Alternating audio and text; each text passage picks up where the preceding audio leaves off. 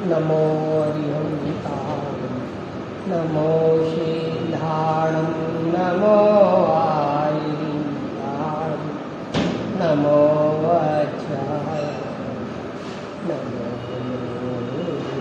सर्वसाहु मंगलमय मंगलकरं वीतराग विज्ञान नमो ताहि जाते भई हरिहंतारि परिमंगल करि हो महा ग्रंथ करण को काज जाते मिले समाज सब पावे निज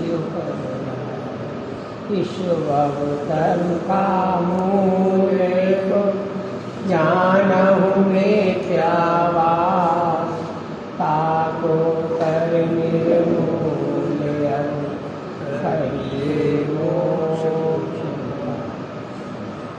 मोक्ष मार्ग प्रकाशक जी का विराजमान है। इसमें अपनी 7वें अधिकार की चर्चा चलती है।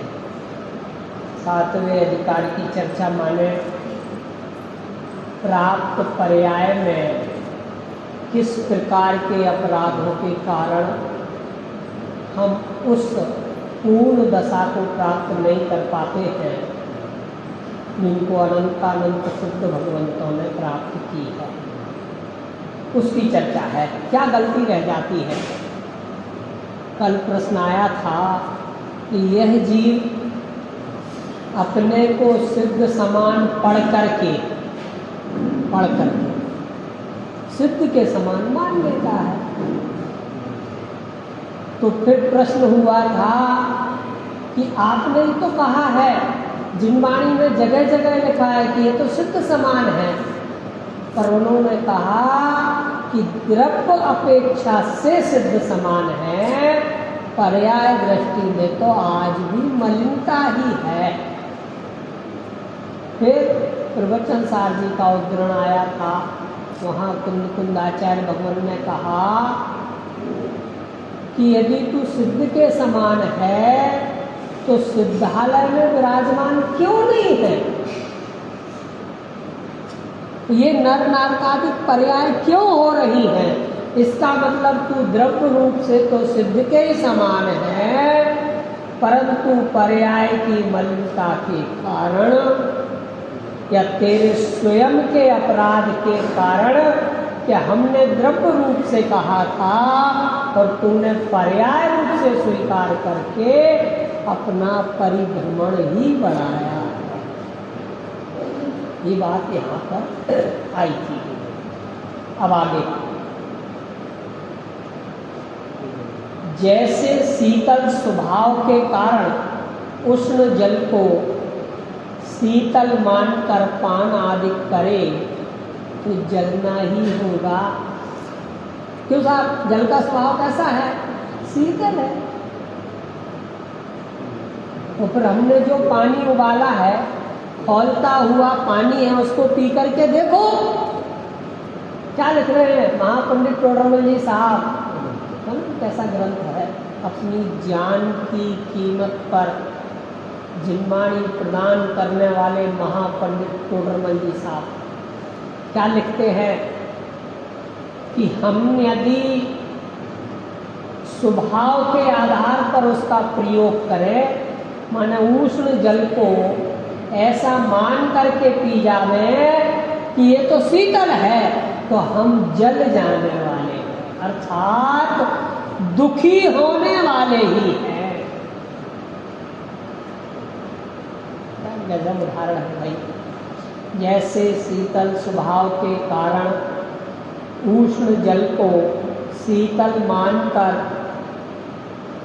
पान आदि करे तो जलना ही होगा, उसी प्रकार केवल ज्ञान स्वभाव के कारण अशुद्ध आत्मा को केवल ज्ञानी मानकर अनुभव करे तो दुखी ही होगा।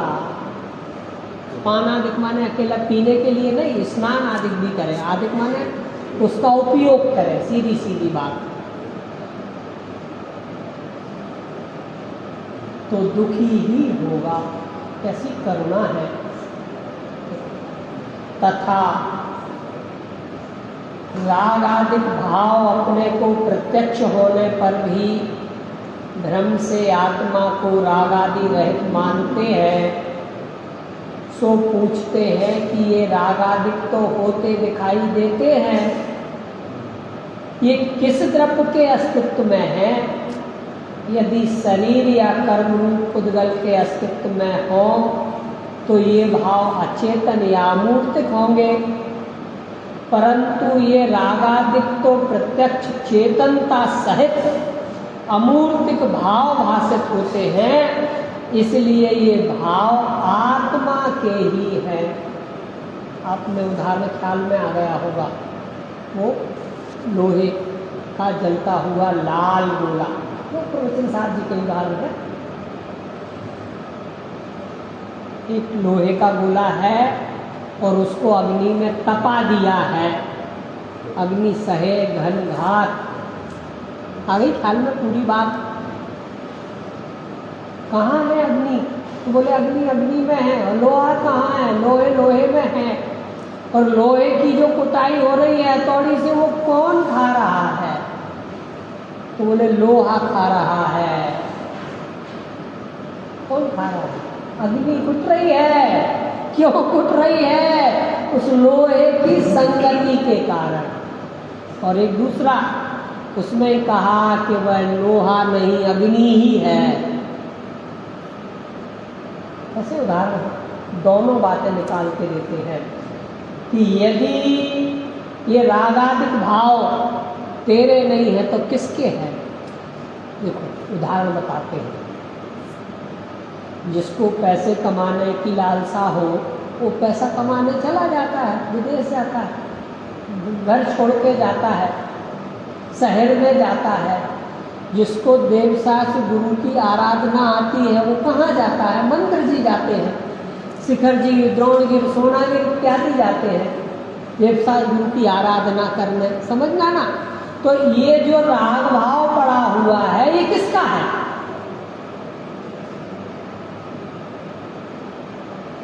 किसका? मेरा तो नहीं है। फिर क्यों आए मंदिर जी? क्यों गए पैसा कमाने?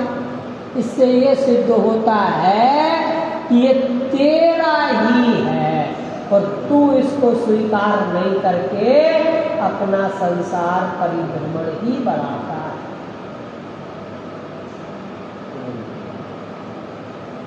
ठीक है भैया, जब आप ऐसी बात कह रहे हैं तो ये राग भाव अपना मान लेते हैं, पर पंडित जी बहुत जगह पढ़ा है कि राग राग में है, आग आग में है। इसका क्या करेक्ट है? ये पता तो करो कि राग राग में है या राग मेरे में है। दोनों कथन आएंगे भाई। वर्तमान पर्याय में जो मैं राग रूप परिणमित हो रहा हूँ वो राग मेरा है और अनादि काल से इस राग में इस आत्मा को छुआ नहीं है। किस अपेक्षा कह रहे हैं? तो बोले पर्याय में जो राग के साथ की मलिनता है वो रागवान तू है और द्रव्य में जो वीतरागता तेरे अंदर छुपी हुई पड़ी हुई है वो भी तेरी है। अब इसका कॉम्बिनेशन बना लो और संसार सागर से बाहर हो जाओ।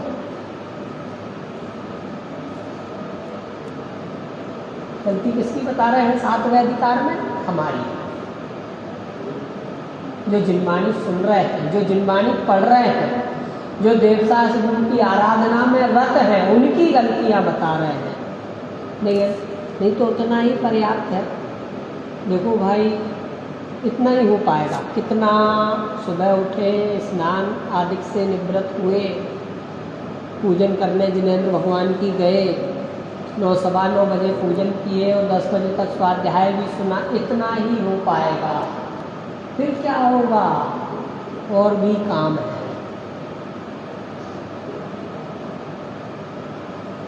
और भी काम है। अर्थात क्या हुआ? हम ये नहीं कह रहे कि 24 घंटे मंदिर जी में बैठे रहो, हम ये कहना चाहते हैं इतना ही क्यों हो पाएगा और बाकी जो जितना आप कर रहे हो वो उतना ही क्यों हो पाएगा। कारण क्या है? कारण वही का वही एक ही कारण है कि जिस पंथ चले भगवंत वही आचरिए। ये सब हो तो गया भैया, मनुष्य भाव मिल गया, उत्तम कुल मिल गया, उत्तम आयु भी उत्तम मिली, ऐसे नहीं पेट में ही चले गए। 9 महीने के हुए, साल भर बाहर रहे और चले गए, ऐसा नहीं हुआ। अच्छा हुआ, सब शुभ योग मिले। फिर पामरता क्यों रह गई? पामरता रह जाने का एक कारण है, आचार्य भगवंतों ने जो कारण द्रव्य रूप से बताए थे तूने वो पर्याय रूप से स्वीकार किया।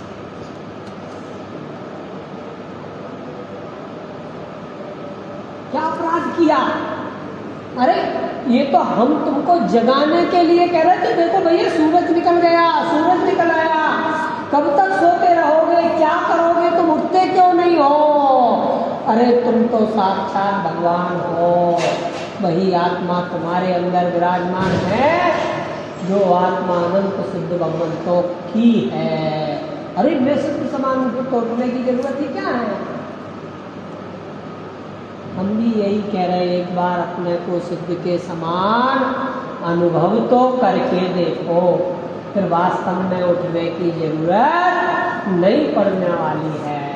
परंतु पामरता लिए हुए अपने को सिद्ध के समान कहना तो अपराध है, गलती है, संसार बढ़ाने का ही कारण है।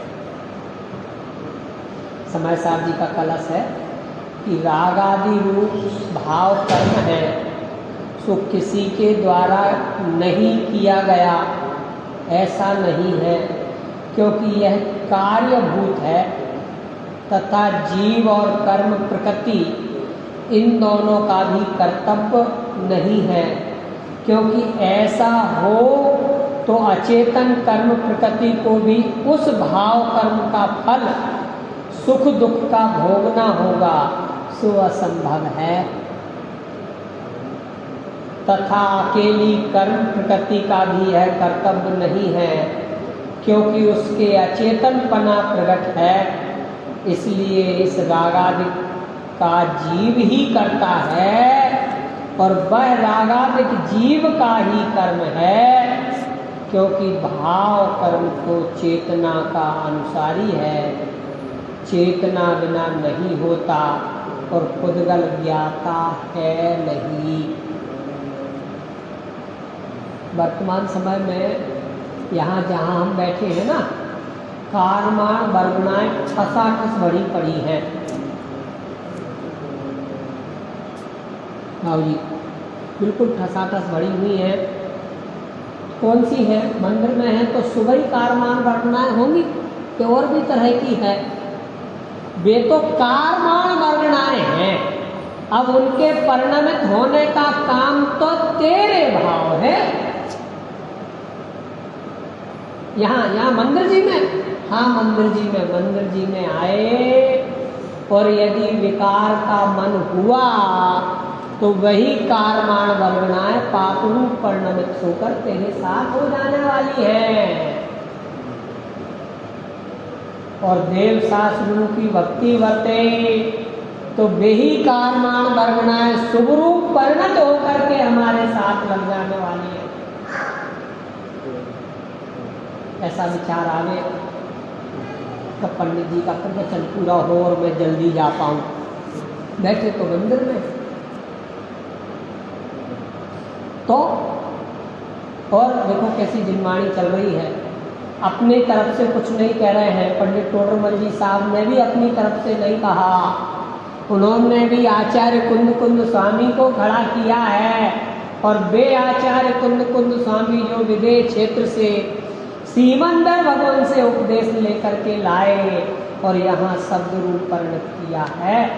अहो ऐसी जिनवाणी तो हमारे उपकार के निमित्त है। ऐसे भाव आए तो, भगवान की भक्ति आए तो, शास्त्र की आराधना होवे तो, मुनिराजों का गुणगान होवे तो वही कारमान वर्गनाएं शुभ रूप परिणत होकर के हमारे साथ आती हैं, जो भविष्य में साता रूप परिणत होती हैं। अब यहाँ एक प्रश्न बनता है, प्रश्न यहाँ का नहीं है, महाराष्ट्र का प्रश्न है, यही चर्चा चलती थी।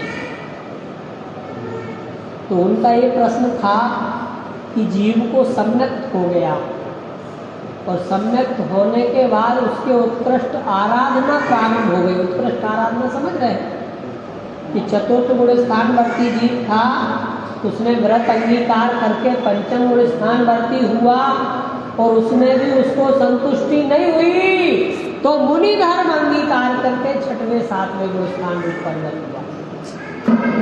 किस रूप हुआ? छठवें सातवें। और उस छठवें सातवें गुण स्थान रूप परिणत हुआ और जब यह जीव अपने ज्ञान ध्यान में लीन था तब इसके शरीर में जलते हुए कड़े पहना दिए गए। ये क्या है? क्यों साहब? गुरुदत्त मुनिराज की कहानी याद है आप? गुरुदत्त मुनिराज जिन्होंने द्रोणगिरि से दत्त को प्राप्त किया, मैं बताता हूँ 2 मिनट में। गुरुदत्त स्वामी वहीं के थे मुनिराज, और जिस खेत में वो तपस्या कर रहे थे वो खेत किसी अन्य समाज के व्यक्ति का था और वो उनसे जलता था, तो वो उनका बैर जलता चला।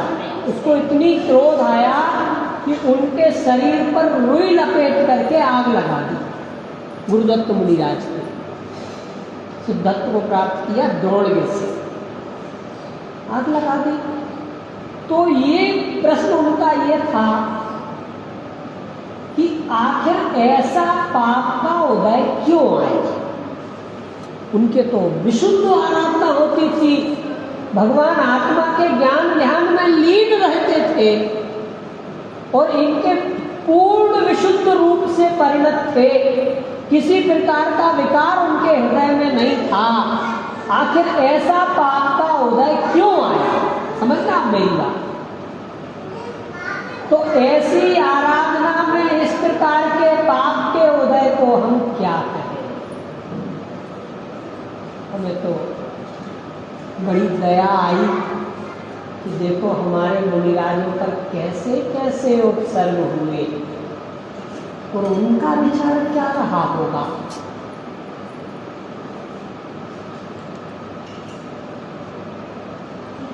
हमें विचारे दिखते हैं परंतु वो विचारे नहीं परिपूर्णता की ओर है।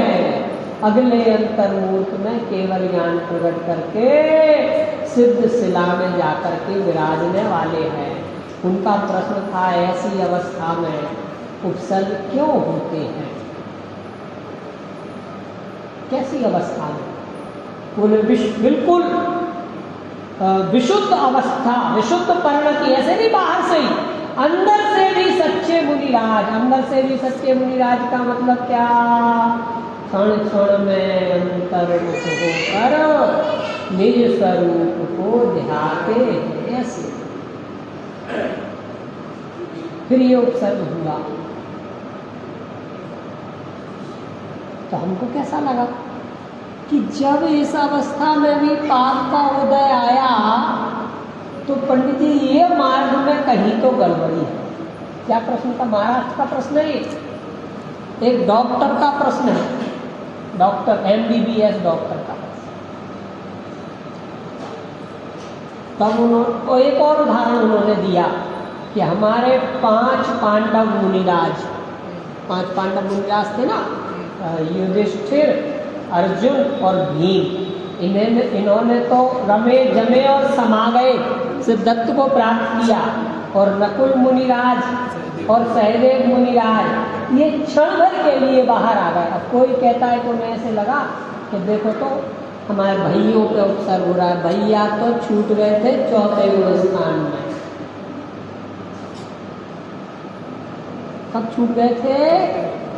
अब तो ये शरीर साथ था तो शरीर रूप में था, साथ रूप में नहीं, शरीर रूप में था। क्या विकल्प आया होगा? बहुत सारे जवाब आते उसके। भैया तो थे, अरे थे, कब थे? जब संसार अवस्था में थे। हम बड़े आराम से लिख देते पूर्व अवस्था। काहे की पूर्व सब अवस्थाएं समाप्त हैं, उनके कोई उपयोग किसी प्रकार का कर्मोदय जन्य कहो या अपनी आराधना में किंचित त्रुटि, कोई शुभ विकल्प आया तो समझ लो एक बार सम्यक शिखर जी की वंदना करना है। ऐसा कोई भी शुभ विकल्प आया हो कि कोई जिन धर्म में तो शंका का काम ही नहीं है, छठवें सातवें गुण स्थान भर्ती हुए तो निशंक तो पहले ही हो गए। या ये मान लो कि योगों का कोई चंचल बना शेष रहा हो, इस कारण सर्वार्थ सिद्धि में जाकर के इंद्र हुए, देव हुए। तो प्रश्न उनका क्या था कि ऐसे मार्ग में भी यदि उपसर्ग हो तो इस मार्ग को हम सच्चा कैसे मानें? क्या प्रश्न था? प्रश्न ख्याल में आ रहा ना? मैंने किसी लिए दो उदाहरण दिए। तब मेरी उनसे बात हुई, मैंने उनसे कहा कि यह उपसर्ग सहे धीर स्थिरता आराधन ते भारी, ये उपसर्ग उनको उपसर्ग नहीं लगते। कैसे? देखो, एक चतुर्थ गुण स्थानवर्ती जीव है जिसके तत्व निर्णय हो चुका, आत्माराधना प्रारंभ हो गई। और एक पंचम गुण स्थानवर्ती जीव है जो विशुद्धि के साथ में, माने व्रत उपवास के साथ में, त्याग के साथ में आराधना करते हैं। तो जो चौथा गुण स्थानवर्ती जीव है उसको घर के परिवार की पूरी जिम्मेदारी है कि नहीं है? तो वो निभाते कि नहीं निभाते? सब्जी लेने जाते कि नहीं जाते? ये हरी सब्जी है मैं नहीं छूंगा, एक ही ऐसा करते। उस काल में भी उनके परिणति में वो भिन्नता सदैव स्थिर रूप से विराजमान है कि मैं इसका करता नहीं। अब वो जो पंचम गुण स्थानवर्ती जीव है जिसने व्रत संयम अंगीकार किए हैं उसके और भिन्नतावर्ती, क्यों साहब? और जैसे छठवें गुण स्थानवर्ती जो जीव है, छठवें सातवें गुण स्थानवर्ती, अकेले छठे नहीं कह सकते क्यों? क्षण क्षण में अंतर्मुख होकर निज स्वरूप को ध्याते हैं। वो जो यहाँ क्षण भर निज रस को पीछे तक, क्षण भर, वो पहला गुण माने चौथा गुण स्थानवर्ती जीव। और वो पंचम और छठवें सातवें क्षण क्षण में अंतर्मुख होकर वे अपने आत्म स्वरूप को ध्याते हैं। वे मुनिराज। अब चर्चा प्रश्न आया कि ये उपसर्ग क्या है? भैया एक जवाब, एक कि उनके कोई पूर्व कर्म का उदय रहा होगा, इस कारण यह उपसर्ग आया। अब मैं एक प्रश्न पूछता हूँ, ध्यान देना। मुनिराज उस उपसर्ग से डिस्टर्ब हुए या नहीं हुए?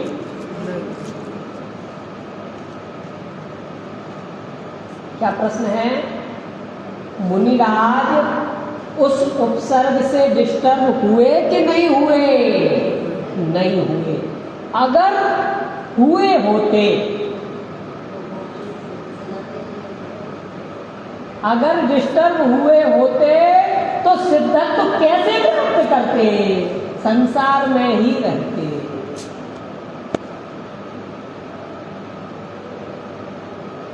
इसका मतलब ये उपसर्ग ही है, मुझे डिस्टर्ब करने वाला नहीं है। ऐसा श्रद्धान होता है किसके? श्रावक का। कौन से श्रावक का? चतुर्थ गुण स्थान रखती। जो श्रावक जो कथन द्रव्य दृष्टि की अपेक्षा आया और मैंने उसको पर्याय दृष्टि स्वीकार किया, वो तो उपसर्ग में डिस्टर्ब होते हैं। परंतु जिन्होंने द्रव्य दृष्टि का कथन द्रव्य रूप और पर्याय की मलिनता को पर्याय रूप स्वीकार किया, वो डिस्टर्ब नहीं होते। समझना अपन कहाँ पहुंचे हैं।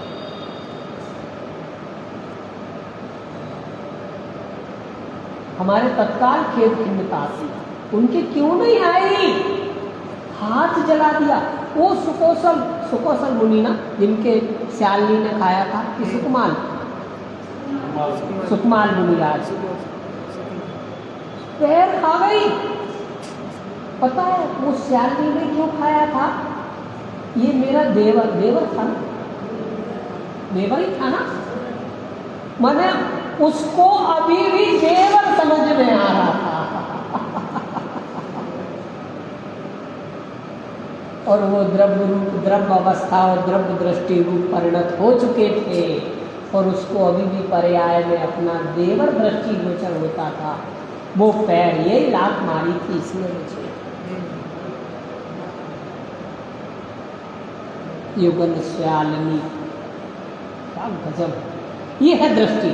पंडित टोडरमल जी साहब इस दृष्टि का यहाँ निराकरण करते हैं कि जो कथन हमने द्रव्य रूप से कहा है उसको द्रव्य रूप स्वीकार करो, और जो पामरता पर्याय में है उसको पर्याय की पामरता स्वीकार करके उससे दूर हटने का प्रयास।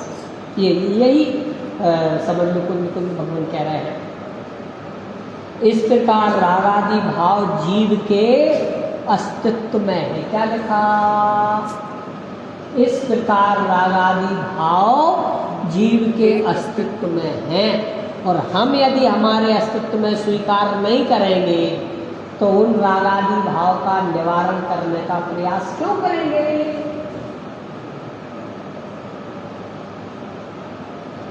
आपको पता है पंडित बनारसी दास जी का 400 वर्ष पूर्व हुए है ना, टोडरमल जी साहब से 150 वर्ष पहले।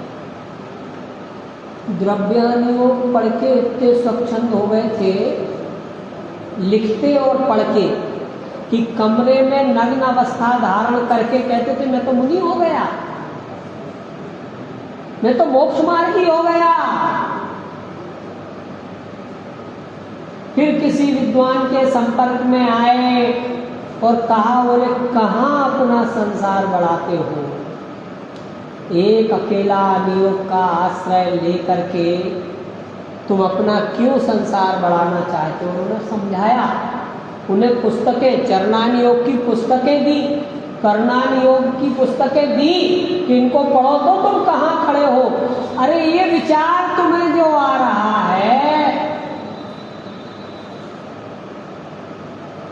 तुम उस विचार से परिणत हो चुके हो, ये विचार तुम्हारे मोक्ष मार्ग में बाधक है। कौन से विचार? पर्याय की दृष्टि का ख्याल ना करना, प्राप्त पर्याय को प्राप्त रूप स्वीकार ना करके अपने को सिद्ध समान स्वीकार करना, ये संसार को बढ़ाने का काम है। ये दृष्टि पंडित टोडरमल जी साहब यहाँ से हटाना चाहते हैं। देखो, अब जो रागादिक भावों का निमित्त कर्म ही को मानकर अपने को रागादिक का अकर्ता मानते हैं। देखो अब दो पार्टी खड़ी हो गई। जो रागादिक भावों का निमित्त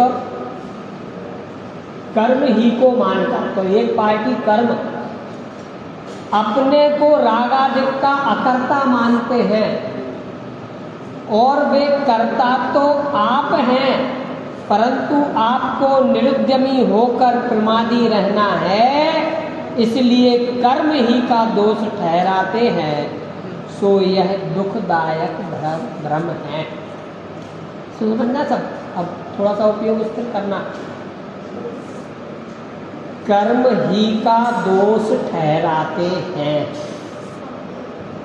देखना, बात बिल्कुल सटीक बात करें। तो अभी तक तो आप ये कह रहे थे और अभी कथन दूसरे टाइप का आ गया कि कर्म का ही दोष ठहराते हैं। तो सुनो ना, हम जो यहाँ पर मनुष्य जन्म, नर जन्म, मनुष्य पर्याय में जो आए, देवशास्त्र गुरु का समागम मिला, तो कहीं ना कहीं तो आरोप डालना पड़ेगा। जो हो गया उसके लिए आए क्यों, समझना भाई, थोड़ा सा उपयोग विस्तृत करना। ये मनुष्य गति में हम जो आए हैं तो आए क्यों,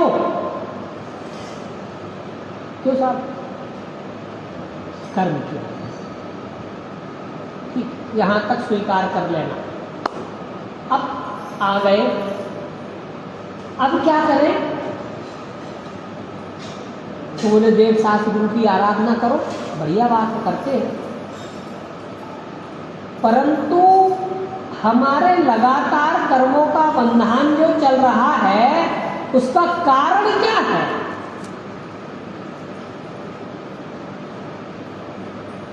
कर्म तो फिर बंध रहे, 70 कोड़ी का मिथ्यात्व पल रहा है। क्या कहते हो? फिर तो हम कभी मुक्ति नहीं हो पाएंगे, हमारे मुक्त होने की कोई संभावना ही नहीं है। रुको, तुम यदि कर्म के उदय के कारण यहाँ तक आना कहते हो तो ठीक है, परंतु इन कर्म के उदय के काल में भी इतने सिद्ध भगवान हुए हैं, वो कारण क्या है? क्या कहा? कर्म कितने प्रकार के? तो बोले 8। अब 8 प्रकार के कर्मों में 4 घातिया और 4 अघातिया। आप लोगों को नाम याद होंगे? चलो अभी अघातिया बोलता हूँ। कौन कौन से हैं? नहीं, अघातिया: आयु, नाम, गोत्र और वेदनीय। अच्छी गोत्र है, आयु भी बढ़िया है, नाम कर्म का उदय भी ठीक है, एक वेदनीय है। तो साता असाता का मामला बनता है। तो साता के उदय में, अब भाई हमारे तो कर्म का उदय ही ऐसा है, और असाता के उदय में क्या करें भाई, कर्म का उदय है, भुगतना ही पड़ेगा। इन वेदनीय के माने साता और असाता दोनों कर्म के उदय काल में मुनिराज पर जब उपसर्ग हो रहा था, अग्नि के कड़े पहनाए जा रहे थे, उदय कौन सा था? अरे असाता के उदय। किसके? मुनिराजों के। और उन्होंने अंतर मुहूर्त में क्या किया? अपने उपयोग को पर पदार्थों से समेट करके अपनी आत्मा के सन्मुख किया। अरे असाता के उदय में मुनिराज ने अपना कल्याण कर लिया, और साता के उदय में माने साता का मतलब किसी प्रकार से बाहर से कोई हस्तक्षेप नहीं है। ज्ञान ध्यान तपोरक्ता तपस्वी सब सस्यते, वो बैठे हैं अपनी आत्मा के लिए में। ऐसे समझ लो भरत जी एक अंतर मुहूर्त पहले ही कपड़े छोड़ा, राजपाट छोड़ा और काम सिद्धशिला में विराजमान हो। तो ये साता का उदय।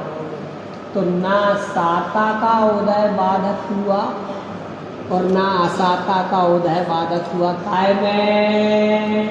हमारे मोक्ष जाने।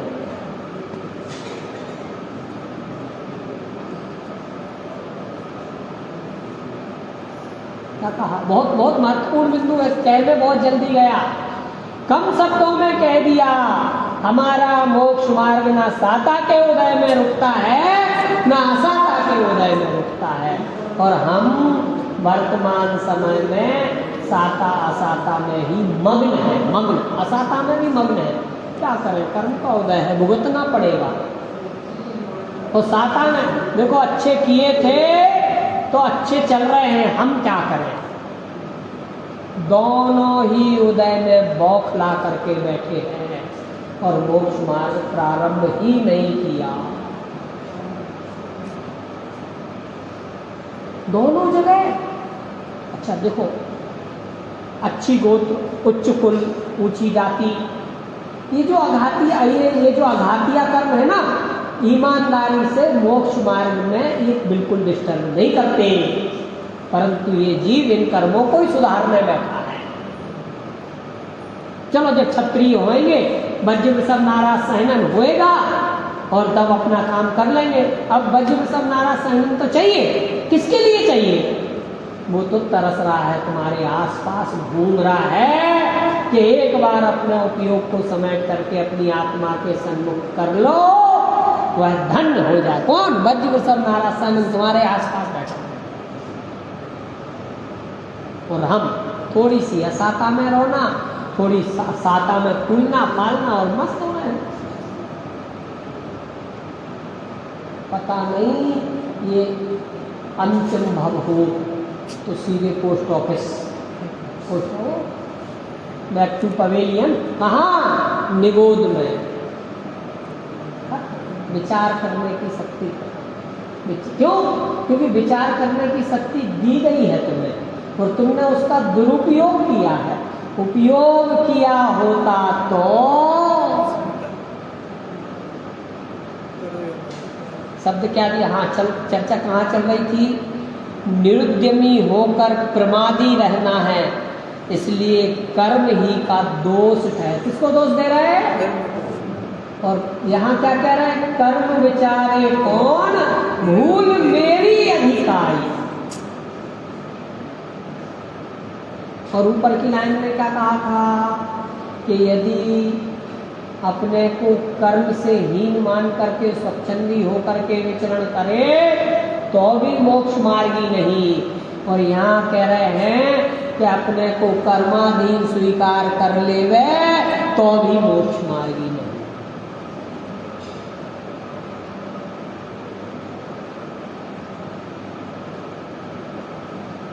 परंतु आपको निर्दमी होकर प्रमादी रहना है, इसलिए कर्म का दोष ठहराते हैं, सो यह दुखदायक भ्रम है। दुखदायक भ्रम, क्या शब्द चुना पंडित जी साहब ने? भ्रम तो है, कैसा है? दुखदायक, दुख देने ही वाला।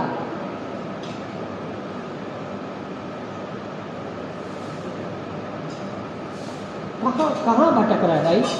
हम कर्मों पे भी दोष नहीं दे सकते और कर्मों के बिना रह भी नहीं सकते। अब इसका निराकरण तो बताओ भैया। जिन्होंने आत्म कल्याण किया है उन्होंने इस अवस्था में ही किया है, चाहे वज्र सब नाराज सहनन हो या ना हो। बोलो, 8 वर्ष की उम्र में समंत्र भद्राचार्य ने दीक्षा ले ली थी ना। 8 वर्ष की उम्र में माने परिपक्व हो गए थे और दीक्षा ली किस पल पर ली होगी? किसी को देख करके, देखा देखी कि ये भी बड़े मजे में है, अकेले हाथ में पीछी कमंडल तो लेना है, कपड़े पहनना नहीं है, वो कोई समस्या ही नहीं है,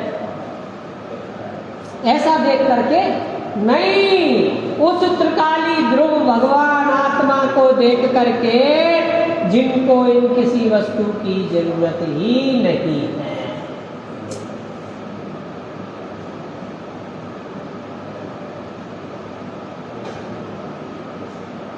पहले में मैंने प्रारंभ में लोगों को कहता था कि एक बार सम्यक हो जावे तो उसके महापुण्य का उदय आ जाता है, समझना। पहले तो मुझे लगता था और उसको स्पष्ट भी करता था।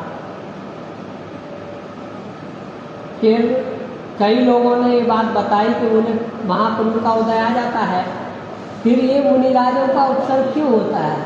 तब सारा भ्रम टूटा, पूरी फिल्म दिमाग में घूम गई कि पुण्य पाप का मामला तो अलग है, बिल्कुल भिन्न है। मोक्ष मार्ग में पुण्य और पाप से, वनसाता और असाता से कोई डिस्टर्बेंस नहीं है।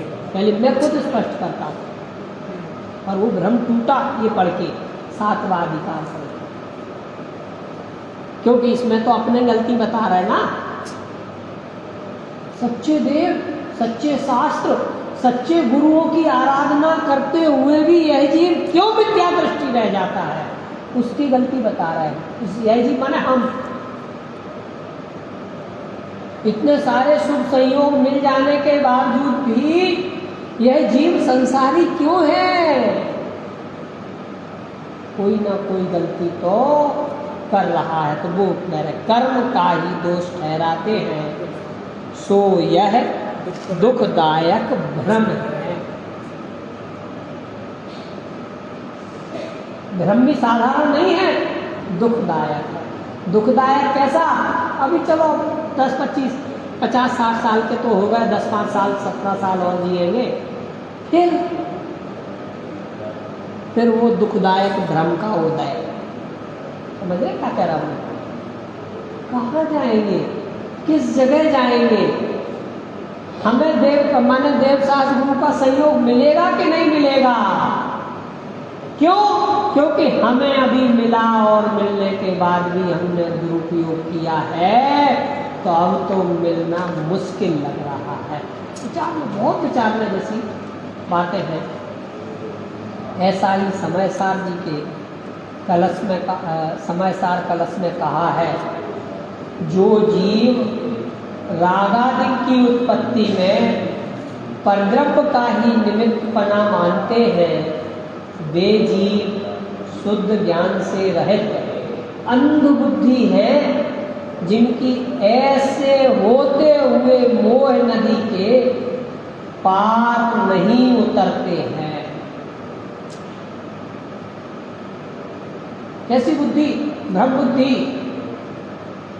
अपने स्तर से ले लो कि भाई अब तो ठीक है, जैसा भी हो गया, और फिर ऐसे सुखी होना होते और ऐसे मोक्ष मार्ग प्राप्त करना होते तो राजा ऋषभदेव के यहाँ पैदा नहीं हो जाते। क्यों साहब? भरत के 100 पुत्र जो गिंजाई की पर्याय से मैंने कहीं से एक प्लेटफॉर्म चेंज करके मनुष्य भाव में आए और उसी भाव से मोक्ष प्राप्त कर गए। प्लेटफॉर्म चेंज करने का मतलब समझे कि बीच में एक दूसरी पर्याय आ जाना, और सीधे उसी भाव से मोक्ष प्राप्त कर गए, तो हम उनके ही यहाँ पैदा नहीं हो जाते और मोक्ष चले जाते। अरे यही तो भ्रम बुद्धि छुड़ाना है कि तुम जहाँ जैसे भी हुए हो उस समय तत्क्षण से ही अपना मोक्ष मार्ग प्रारंभ कर सकते हो। ये ब्रह्म बुद्धि को छुड़ाना है अभी से। अरे हमने तो मुनि राजों की सेवा नहीं की, हमने तो साक्षात समोसरण में जाकर के दिव्य ध्वनि नहीं सुनी, देशना लब्धि के सब हो चुका, सब हो चुका।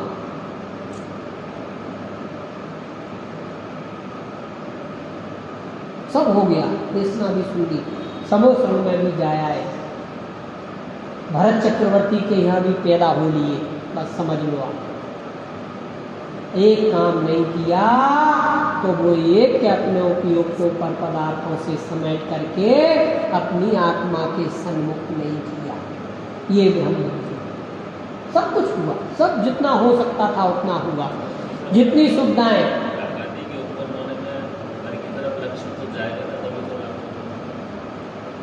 तो वो शाम की चर्चा है ना, कल क्या चर्चा आई थी, इस जीव के इष्ट अनिष्ट बुद्धि कब है, क्यों है? तो बोले पर से, संयोग से और निमित्त से अपने सुख की कल्पना करने के कारण। क्यों, कौन हुआ निमित्त? ठीक है, तो वो आश्रय लिया ना, तो उसमें किसकी गलती है? पर की गलती। वही गलती सुधारना, वही भ्रम है, वही भ्रम। पर संयोग और निमित्त से नहीं, तो हाजिरी तो सदैव है, हाजिरी तो सदैव है। देखो मैं बताता हूँ, विनेन्द्र देव के दर्शन करने आए और हमको बड़ा भक्ति भाव से अर्घ चढ़ा रहे हैं, और एक व्यक्ति आया, और यार उस मूर्ति में तो 40% सोना दिख रहा है, कौन कौन चौकीदार है, कौन आते हैं, कम है, कैसे, ये विचार उसके आया। देखो कैसे कैसे बिठा दिए, बनियों को शर्म ही नहीं आती, कम से कम लंगोटी तो लगा दे, क्यों साहब। और हम बिल्कुल भक्ति भाव से, ये हमारे कायम निमित्त शुभ भावों में, और उन दोनों के कायम निमित्त अशुभ भावों में, और एक तीसरे ऐसे आए, हो मेरी ऐसी दशा जैसी तुम उधारी है, वो भी होगी। तो ये जिन्हें मतलब कायम निमित्त है, विकार में, शुभ में, अशुभ में, या विशुद्ध परिणति, यही है, यही ब्रह्म बुद्धि पंडित टोडरमल जी साहब निकाल रहे हैं इस भ्रम से। तीर्थंकर जो जीव होते हैं, वे दीक्षा के काल में किसी पंच परमेष्टि के पास थोड़ी जाते हैं,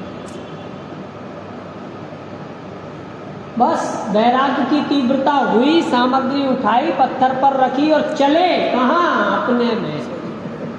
हमें लगता है चले, कहाँ चले, अपने में।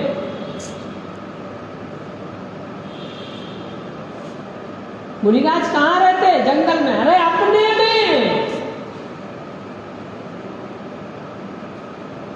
हमें दिखता है जंगल, उन्हें तो अपने में रहना सुहाता है। तुमको जंगल, मोर और झरना और अगल बगल घूमती मोर है, जीव जंतु, हमें नहीं, वो तो अपने में रहते हैं। ऐसे ही अपने में यदि हम रहेंगे तो जिस दिन से, जिस क्षण अपने में हम रहे, उस क्षण से हमारा मोक्ष मार्ग प्रारंभ होगा। और ऐसे ही अपने में रहकर, जमकर समा जाएं और मोक्ष मार्ग प्रारंभ करें, ऐसी मंगल भावना के साथ।